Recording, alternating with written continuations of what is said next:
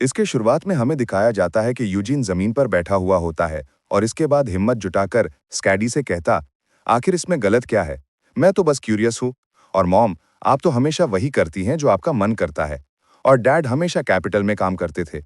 मेरे लिए mom dad से ज्यादा बिग ब्रदर और अंकल एडियर ही मायने रखते हैं, क्योंकि उन्होंने ही मेरा हमेशा साथ दिया। ये सुनकर स्कैडी खुश होकर यूजीन को पकड़कर कहती है, बिल्कुल सही। तुम्हें ऐसे ही हमेशा ईमानदार रहना है। तुम्हें बिना किसी रीजन के बदला लेने की जरूरत नहीं है। बस ये सोचकर कि लोग तुम्हारे बारे में क्या सोचेंगे अगर तुमने बदला नहीं लिया। यूजीन, तुम्हें दूसरी जिंदगी मिली है। क्या तुम इसे इन फालतू चीजों के लिए बर्बाद करना चाहते हो? और हाँ, मैं आप सभी को बता देना चाहता हूं कि स्कैडी यूजीन के रीइंकार्नेशन की बात नहीं कर रही, बल्कि उसके बीमार होने के बाद ठीक होने की जिंदगी की बात कर रही है। इसके बाद यूजिन कहता है, आप पूछ रही हैं मैं क्या करना चाहता हूं? अगर सच बताऊं तो मैं मैजिक सीखना चाहता हूं। लेकिन फिलिविया के साथ मैं मैजिक कैसे सीख सकता हूं? तब स्कैडी कहती है, ये सिर्फ फिलिविया है। अगर तुम लॉर्ड फिलिन की तरह एक विज़र्ड बनना चाहते हो, तो तुम्हें फिलिविया के भी आगे देखना होगा। यह सुनकर यूजिन कहता है, आपको मेरे ड्रीम के बारे में कैसे पता कि मैं विज़र्ड बनना चाहता हूं? तब स्कैडी कहती है, ये सब मुझे तुम्हारे भाई ने बताया था और उसने मुझे तुम्हारे बारे में कई सारी कहानियां भी बताई हैं। यह सुनकर यूजिन शर्माने लगता है और कहता है, फिर से नहीं। क्या उसने सिर्फ आप ही को बताया ना? वहां कोई और तो नहीं था ना? तब स्कैडी कहती है, तुम्हें इस बात पर शर्मिंदा होने की कोई जरूरत नहीं है।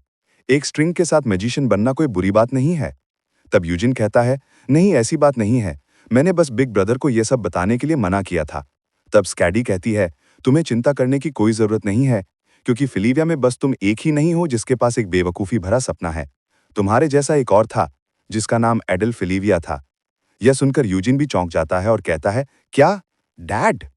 इसके बाद स्कैडी यूजिन को उसके डैड के बारे में बताते हुए कहती है, पास्ट में जब मुझे स्कारफरसन के नाम से जाना जाता था, तब मैंने अपनी तलवार को हमेशा गुस्से से ही चलाया और मैंने बहुत सारी लड़ाइयां की और सभी लड़ाइयों को जीत गई। लेकिन जब मैं 22 साल की हो गई तो वहां कोई भी ऐसा नहीं था जो मेरा सामना कर सके। लेकिन तभी मैं तुम्हारे डैड यानी ईडल फिलिविया से मिली, जो मेरे ही उम्र का था। इसके बाद हमें यूजीन के फादर को दिखाया जाता है, जो स्कैडी से अपनी स्वॉर्ड निकालते हुए कहते हैं, माय लेडी, क्या मैं आपके साथ एक डांस कर सकता हूं? इसके बाद स्कैडी यूजीन को बताते हुए कहती है, वो दिखने में एक बेवकूफ की तरह था और उसकी बातें भी बहुत अजीब थी। वो हमेशा फ्रेंडशिप, वर्ल्ड पीस जैसी चीजों के बारे में बात करता था। मुझे लगता था कि यह सिर्फ बकवास कर रहा है।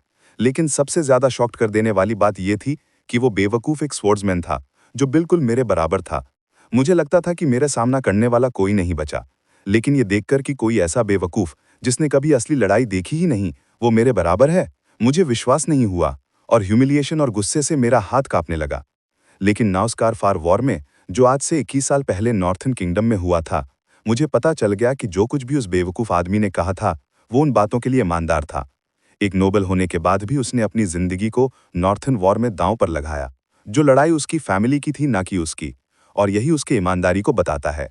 तब पास्ट में ही ईडल स्कैडी से कहता है, माय लेडी, आखिरकार ये खत्म हुआ, और खून में लथपथ होकर गिरने लगता है।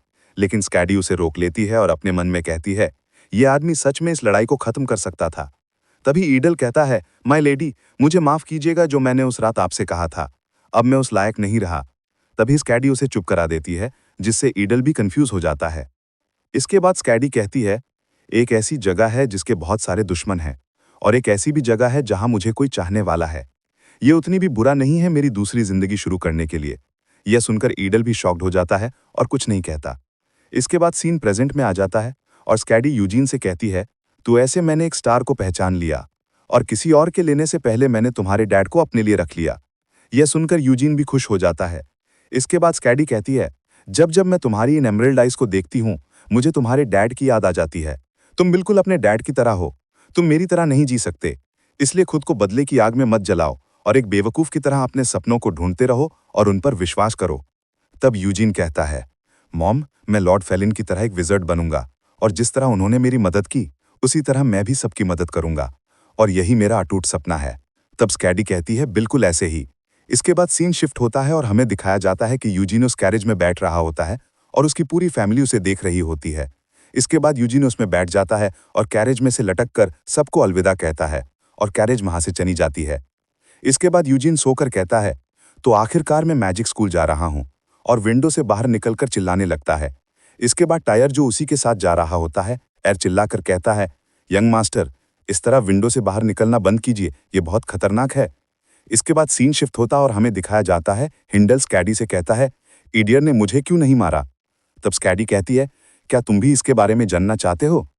तब हिंडल कहता है, कम से कम मुझे रीजन तो पता होना चाहिए। तब स्कैडी कहती है, ये मेरा एक गेस है कि शायद तुम्हारे अंकल में और नफरत झेलने की ताकत नहीं बची, इसलिए उसने तुम्हें नहीं मारा।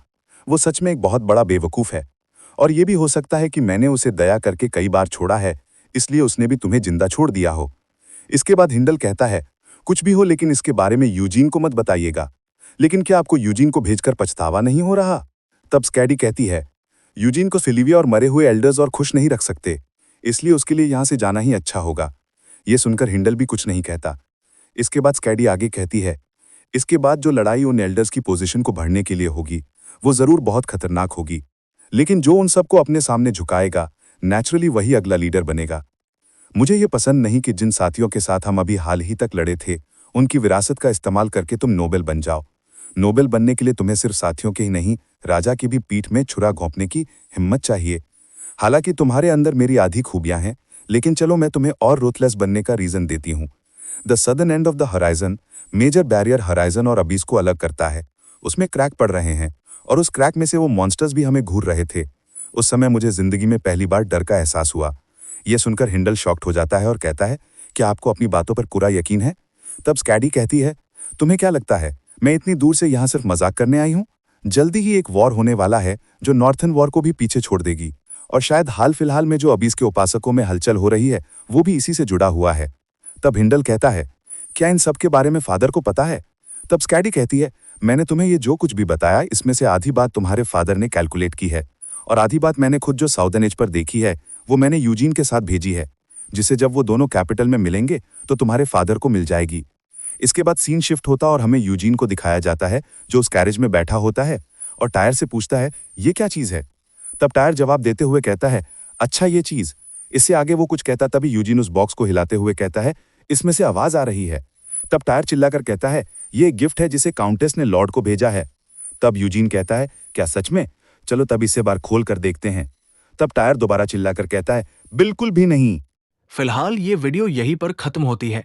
अगर वीडियो अच्छी लगे तो वीडियो को लाइक करें, चैनल को सब्सक्राइब करें। मिलते हैं एक और नए वीडियो में, तब तक के लिए बाय बाय।